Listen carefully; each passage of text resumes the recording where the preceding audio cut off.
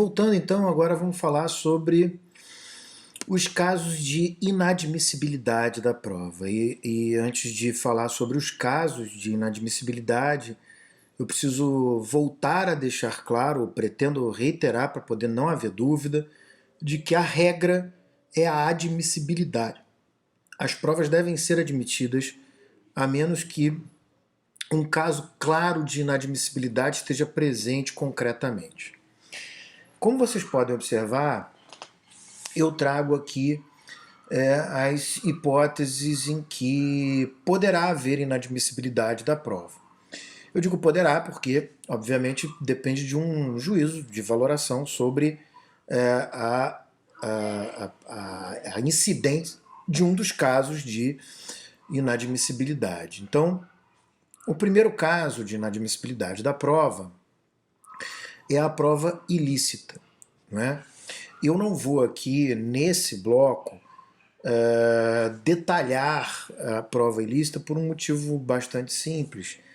É um tema longo, então eu vou trabalhar o próximo bloco inteiramente sobre a questão da prova ilícita.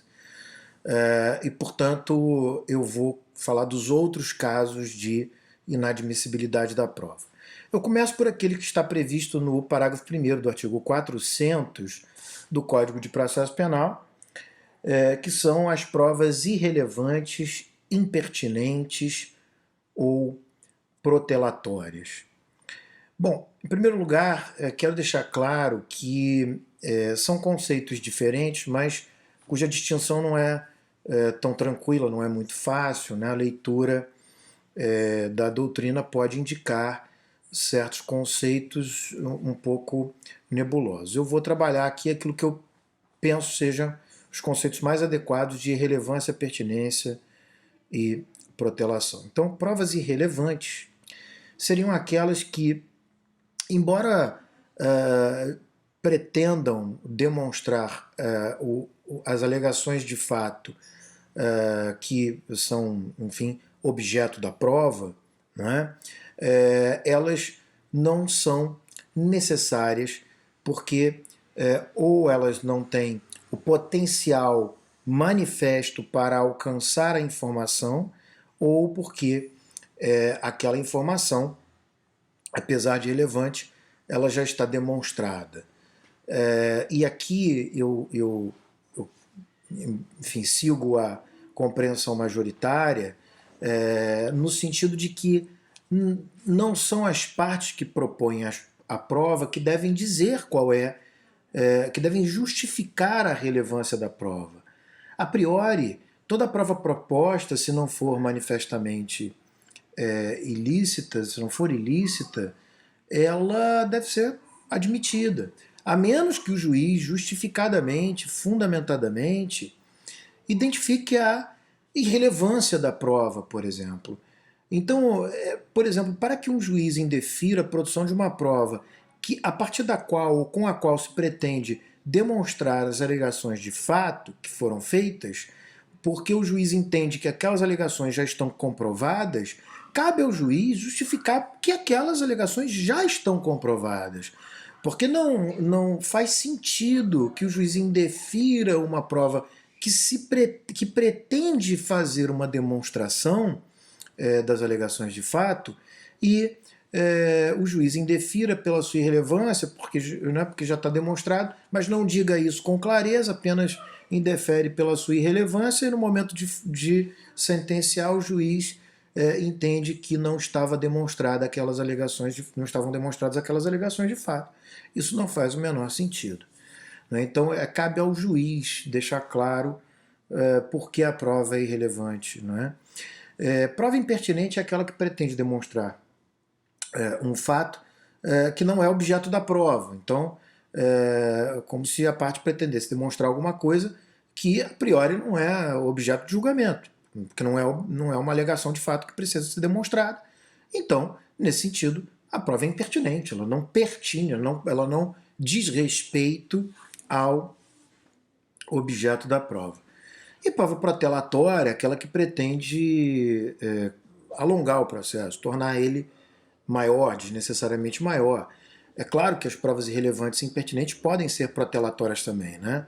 Nada impede que o conceito de protelação, né, de enrolação, tergiversação, né, fazer com que o processo demore, esteja vinculado à irrelevância ou à impertinência. Então, a prova irrelevante, impertinente ou protelatória, ela é inadmissível, cabe ao juiz tomar essa decisão. A prova atípica é a prova que não tem previsão legal, né? Ou que, embora tenha previsão legal, não tem um procedimento definido em lei. Aqui existe uma controvérsia, porque há aquelas pessoas que entendem que a prova que tem previsão legal, mas que não tem um procedimento previsto em lei, elas são típicas, mas elas são irrituais, né? Ou seja, a prova atípica para essas pessoas, esses teóricos, como é o caso do Badaró, por exemplo, a prova atípica é aquela que não está prevista em lei. E a prova irritual é aquela que não tem um procedimento para produção previsto em lei. Já o Scarance, por exemplo, entende que a prova atípica é aquela que não está prevista em lei ou que não tem um procedimento previsto em lei. A princípio, as provas atípicas são admissíveis, né? A menos que nós estejamos diante de uma prova que pretende vulnerar um direito fundamental, e por vulnerar um direito fundamental ela demanda previsão legal. Mas fora isso, as provas, por não estarem previstas em lei, não se tornam inadmissíveis. Então, a princípio, as provas atípicas são admissíveis também. A prova anômala é diferente, né? A prova anômala é aquela em que ela é produzida por um rito inadequado, tendo em vista a fonte de prova.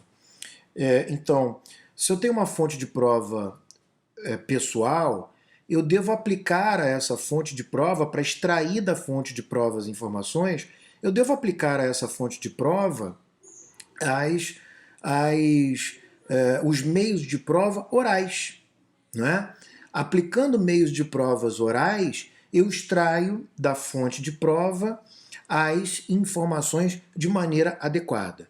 Se eu tenho uma fonte de prova pessoal, eu não posso aplicar um rito, um meio de prova próprio, típico das fontes documentais. Por exemplo, para deixar a coisa mais clara, eu não posso pegar uma pessoa que é uma testemunha e pedir para ela escrever a sua declaração numa folha de papel, porque aí eu estou transformando aquela fonte pessoal numa prova documental, num documento. Ou seja, eu estou aplicando o meio de prova documental a uma fonte que não é documental, que não é real, a uma fonte que é pessoal.